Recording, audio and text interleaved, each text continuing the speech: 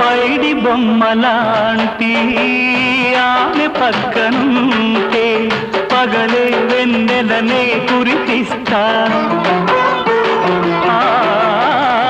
నీడలాగా నాతో ఏడడుగులు సాగితే ఇలలో స్వర్గం నే సృష్టిస్తా రసరమ్యం ఆ రాగ విలాసం రసరమ్యం ఆ రాగ విలాసం వసివాడదు అది ఆ జన్మాంతం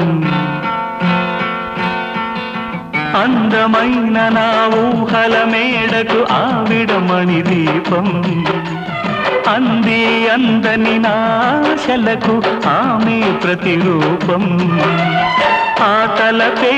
నా ధ్యానం ఆ అభినవ దేవత నా ప్రాణం